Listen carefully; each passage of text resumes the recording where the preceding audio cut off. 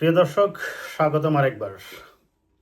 ঔপনিবেশবাদ এবং স্বাধীনতা, এই দুইটার কম্পারেটিভ স্টাডিতে যদি আমরা একটু দেখি, তাহলে বাংলাদেশের যে গত 24-এর যে অগাস্টের যে বিপ্লব বা অভ্যুত্থান, যেটাই বলেন না কেন আপনারা, সেই ক্ষেত্রে আমাদের এই অভ্যুত্থানকে আমরা দ্বিতীয় স্বাধীনতা বলতে পারি কিনা, এই ধরনের এই দ্বিতীয় স্বাধীনতা কথাটা আমরা দেখছি যে কিছু রাজনৈতিক মহল থেকে বেশ জোরে সুরেই বলা হচ্ছে, এবং সেটাকে তারা 71-এর প্রতিস্থাপন করার চেষ্টাও করছেন।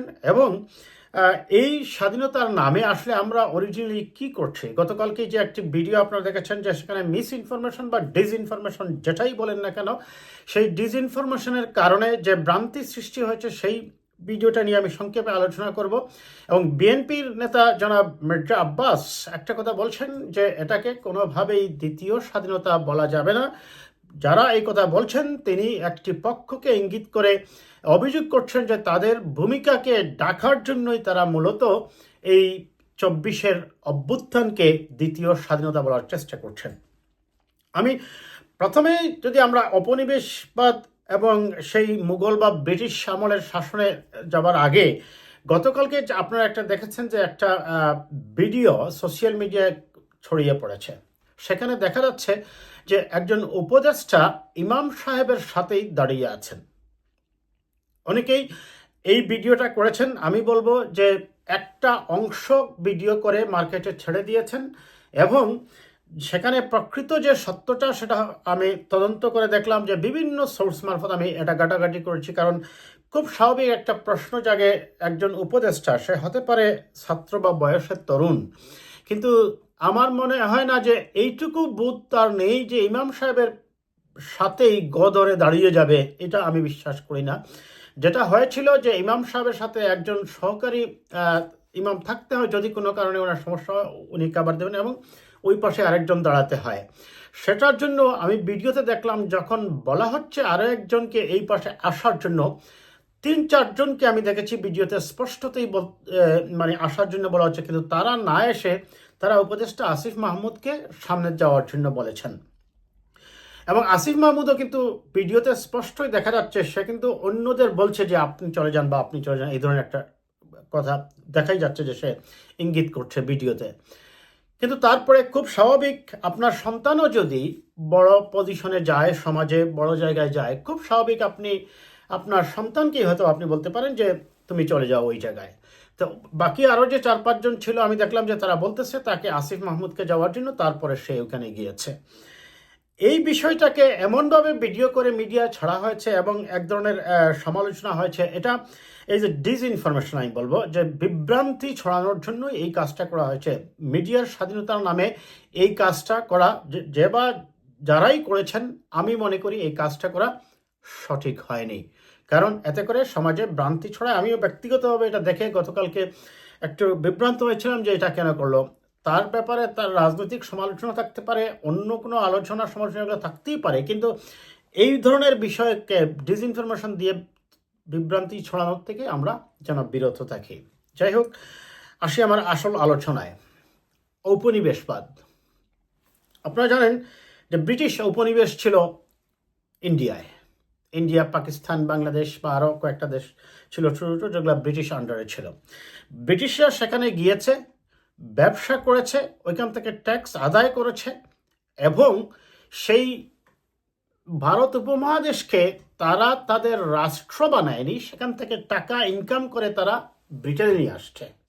খেয়াল করুন। কিন্তু মুঘলরা এসেছিল, মুঘলরা এখানে দেশ শাসন করেছে এবং এই দেশকে তাদের নিজেদের দেশ বানিয়েছে। পার্থক্যটা হচ্ছে সেই জায়গায়। সেই ব্রিটিশ উপনিবেশ, আপনারা জানেন যে পৃথিবীর প্রায় বেশ অর্ধেকই বলা যায় তারা শাসন করেছে ব্রিটিশরা। এটাকে বলা হয় ঔপনিবেশবাদ। এখন আওয়ামী লীগ যে শাসন ব্যবস্থা গত 15 বছর দিয়েছে, সেখানে আপনি এক সেন্সে সেই তর্কটা নিয়ে আসতেই পারেন যে তারা দেশ শাসন করেছে এবং তাদের ব্যবসায়িক অলিগার্ক সৃষ্টি করেছে, এবং সেখানে তারা অর্থ উপার্জন করে ওই টাকাটা তারা বাংলাদেশে রাখেনি, বিশ্বের উন্নত দেশগুলোতে আমেরিকা যুক্তরাজ্য, কানাডা, অস্ট্রেলিয়া সব বিভিন্ন দেশে তারা টাকা পাচার করেছে। অর্থাৎ ওই দেশকে তারা তাদের নিজেদের ওন করেনি, আপনি সেই এক সেন্সে বলতে পারেন। কিন্তু আবার এটাও মনে রাখতে হবে, এই স্বাধীনতা যুদ্ধে এই আওয়ামী লীগের অবদানকে কোনোভাবে খাটো করেও দেখা যাবে না। কিন্তু বিশেষ করে শেখ হাসিনার ক্ষমতায় থাকার লোভে তিনি ব্যবসায়িক অলিগার্কদের সৃষ্টি করেছেন এবং রাষ্ট্রীয় অর্থ লুপাট করে দেশেও তারা সম্পদ করেছেন, বিদেশেও করেছেন। ওই সেন্সে তাদের ওই শাসন ব্যবস্থাকে আপনি আবার ঔপনিবেশবাদী শাসনের সাথে তুলনা করতে পারবেন না পুরোপুরিভাবে। খেয়াল করুন আমার কথাগুলো। এখন ব্রিটিশরা যেটা করেছে, কারণ ব্রিটিশরা ওই দেশ তাদের ওন করেনি, এইটার পাশাপাশি আপনি যদি বাংলাদেশের পররাষ্ট্রনীতির কথা নিয়ে আসেন, বাংলাদেশের এমনভাবে 15 বছর শেখ হাসিনা ওয়াজেদ কাগজে কলমে বা লিগেল ওয়েতে আপনি হয়তো বলতে পারবেন না যে ভারতের অঙ্গরাজ্য হয়ে গিয়েছিল, কিন্তু কার্যত তার কাজের পরিধি বা কাজের মানে সিদ্ধান্ত নেওয়ার ক্ষেত্রে শেখ হাসিনা ওয়াজেদ অনেকটাই ভারতের পররাষ্ট্রনীতির উপর নির্ভরশীল হয়ে পড়েছিলেন। ভারত তাকে ডমিনেট করেছে। ভারত তাকে 14 সালে নির্বাচনে জয়লাভের জন্য তাদের প্রতিনিধি পাঠিয়ে, রয়ের এজেন্ট পাঠিয়ে এরশাদ সাহেবকে অসুস্থ বানিয়ে জেলে পাঠিয়েছে, নির্বাচন ব্যবস্থাকে প্রভাবিত করেছে। 2018 সালেও তারা নির্বাচনকে প্রভাবিত করেছে, 24 সালে এসেও প্রভাবিত করেছে। এবং বাংলাদেশ এমনকি চায়নার সাথে পার্টিকুলারলি কোনো বৈদেশিক বা পররাষ্ট্রনীতির সিদ্ধান্ত নেওয়ার আগে ভারতের কনসার্ন নেওয়া এক ধরনের রুটিন ওয়ার্কে পরিণত হয়ে গিয়েছিল। সেই সেন্সে ভারতের যে এই যে আগ্রাসী মনোভাব এবং তাদের যে দখলদারিত্ব, সেটাকে শেখ হাসিনা ওয়াজেদের প্ররোচনায় বা তার ডিফেন্সে ভারত তার শিকড় গেড়ে বসেছিল বাংলাদেশে, আপনি এটা বলতে পারেন। কিন্তু ভারত দেশ দখল করেনি। ব্রিটিশরা যেভাবে এসে এখানে সাম্রাজ্য গড়েছিল এবং সেখান থেকে টাকা উপার্জন করে ব্রিটেনে নিয়ে আসছিল। খেয়াল করুন এই কথাগুলো। তাহলে ওই সেন্সে আমরা পরাধীন ছিলাম কিনা?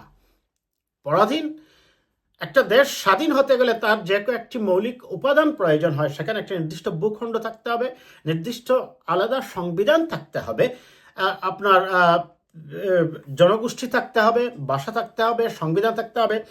ওই সেন্সে আমরা তো পাকিস্তান পিরিয়ডেও স্বাধীন রাষ্ট্র ছিলাম, কারণ পূর্ব পাকিস্তান এবং পশ্চিম পাকিস্তান মিলেই তো একটি রাষ্ট্র ছিল, একটি সংবিধান ছিল, একটি পুলিশ ফোর্স ছিল এবং ওইভাবে রাষ্ট্র পরিচালনা হওয়ার জন্য যে মৌলিক উপাদানগুলোর প্রয়োজন সেটা পাকিস্তান পিরিয়ডেও ছিল। ভারত যেভাবে বাংলাদেশকে শাসন করেছে, এটাকে শাসন না বলে আমি যদি বলি ইনফ্লুয়েন্স করেছে এবং কন্ট্রোল করেছে। কন্ট্রোল এবং ইনফ্লুয়েন্স শব্দটা, অর্থাৎ প্রভাব এবং কন্ট্রোলের বাংলা হচ্ছে নিয়ন্ত্রণ করেছে। সেই সেন্সে আপনি বলতে পারেন ভারতের ঔপনিবেশ ছিল। কিন্তু ঔপনিবেশের এক্স্যাক্টলি যে সংজ্ঞা, সেটাই আবার এই ব্যাখ্যা পড়বে না। এখন আসুন জনাব মির্জা আব্বাস কি বলেছেন। মির্জা আব্বাস কি বলেছেন একটু আমরা দেখে নেই। বাংলাদেশের দ্বিতীয় স্বাধীনতা বলে কিছু নেই মন্তব্য করে জনাব মির্জা আব্বাস বলেন, জুলাই আগস্টে ছাত্র জনতার আন্দোলনের মাধ্যমে নতুন করে স্বৈরাচারকে তাড়িয়ে স্বাধীনতার নতুন স্বাদ পেয়েছি। অনেকে বলেন দ্বিতীয় স্বাধীনতা, আসলে আজকের স্বাধীনতা দিবস প্রমাণ করে দ্বিতীয় স্বাধীনতা বলে বাংলাদেশে কিছু নেই। যারা বলেন তারা আজকের স্বাধীনতা দিবসকে খাটো করতে চান। 71-এর স্বাধীনতায় তাদের কোনো ভূমিকা ছিল না, সুতরাং এই দিনটাকে তারা খাটো করতে চান। আমি বলবো তারা এখানেই বিরত থাকবেন, এই স্বাধীনতা দিবসকে যেন সম্মান জানান এবং সম্মান করেন। তার একটা লাইন আমি আরেকবার পড়ি। যারা বলেন, তিনি ইঙ্গিত করছেন যাদেরকে, যারা বলেন তারা আজকের স্বাধীনতা দিবসকে খাটো করতে চান, 71-এর স্বাধীনতায় তাদের কোনো ভূমিকা ছিল না। তিনি যাদেরকে ইঙ্গিত করছেন আমি স্পষ্ট করেই বলি, সেটা হচ্ছে জামায়াতে ইসলামী। এবং জামায়াতে ইসলামীর অভিযোগ করা হয় সমর্থন পুষ্ট হচ্ছে আজকের এই এনসিপি বা আপনার বৈষম্য বিরোধী ছাত্রজোট বা এখন যারা আছে। একসময় বৈষম্য বিরোধী ছাত্রজোটের সকল দল ছিল, বিএনপি, ছাত্রদল, ছাত্র শিবির, ছাত্র ঐক্য, ছাত্র সমিতি সহ সব দল। এখন শুধু ওই একটা নির্দিষ্ট পক্ষই রয়েছে ওই জায়গায়, বাকি সবাই যার যার দলে চলে গেছে। তারা আলাদা দল করেছে, সেটাকে বলা হয় জামাতের তরুণ দল হিসাবে অনেকে অভিযোগ করেন যে এনসিপি হচ্ছে জামাত ইসলামের তরুণ দল। যাই হোক, সেটা আমি ওই আলোচনায় এই ভিডিওতে যাচ্ছি না। এখন মূল যে ব্যাপারটা হচ্ছে, যারা এই 24-এর অভ্যুত্থানকে, 24 অবশ্যই একটি অর্জন, তবে মনে রাখবেন যারা এই 24কে অর্জন করতে গিয়ে মনে করেন বা এক ধরনের বাণী দেওয়ার চেষ্টা করেন যে 36 দিনের আন্দোলনেই শেখ হাসিনার পতন হয়েছে, তাদেরকে একটাই প্রশ্ন করব, বিএনপি 15টি বছর নির্যাতিত হয়েছে, সবচেয়ে বেশি নির্যাতিত হয়েছে। বিএনপির শত শত হাজার হাজার নেতাকর্মীকে জেলে রাখা হয়েছে, মামলা দেওয়া হয়েছে, লক্ষ লক্ষ মামলা ছিল। বিএনপির নেতাদেরকে রিমান্ডে নেওয়ার পরে রিমান্ডে নিয়ে অমানসিক নির্যাতন করা হয়েছে, কিন্তু একটা বিএনপির নেতাও বের হয়ে বলেনি আন্দোলন প্রত্যাহার করে নাও, রিমান্ডের নির্যাতন সহ্য করেও। কিন্তু 6 জনকে যখন গ্রেপ্তার করা হয় আগস্টের কিছুদিন আগেই, সেই 6 জন ছাত্র প্রতিনিধিকে রিমান্ডে নেওয়ার পরে এসে তারা বললেন তারা আন্দোলন স্থগিত করেছেন, কিন্তু বিএনপির একটা নেতাকে দিয়েও এই ধরনের কথা মুখ থেকে বাইর করাতে পারেনি রিমান্ডে নিয়ে ফ্যাসিবাদী শাসক শেখ হাসিনা এবং তার অনুগত প্রশাসন। কাজেই বিএনপির অবদান যারা খাটো করে দেখানোর চেষ্টা করছেন, তারা মূলত একটি পক্ষের পারপাস সার্ভ করার চেষ্টা করছেন। এই জিনিসটা আমাদের মনে রাখতে হবে।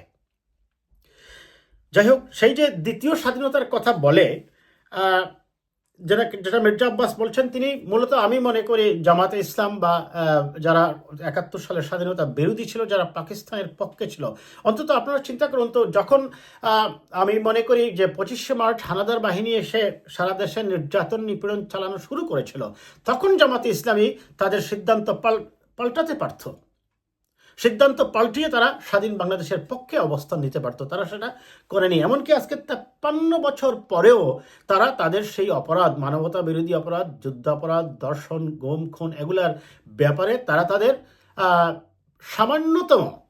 সামান্যতম অনুশোচনাও তাদের কথাবার্তায় আমরা দেখতে পাইনি, বা তারা দুঃখ প্রকাশ করেনি জাতির কাছে। আমি জানি না কেন তারা 53 বছরটাকে একটি অপরাধকে আঁকড়ে সেই অপরাধকে প্রতিষ্ঠিত করার জন্য আন্দোলন করে কথা বলে। আমি বহুবার বহু জায়গায় বহু টক শোতে কথা বলেছি, বহু মিডিয়ায় কথা বলেছি, আমার নিজের ভিডিও কন্টেন্টগুলোতেও আমি এই জিনিসটা বলেছি। বরং তারা ক্ষমা ছেড়ে নিলেই আমি মনে করি তাদের রাজনীতির ক্ষেত্রে, কারণ অস্বীকার করা যাবে না জামায়াত ইসলামী একটি সুশৃঙ্খল, বা ইসলামী ছাত্র শিবিরের একটি সুশৃঙ্খল সুসংগঠিত রাজনৈতিক দল।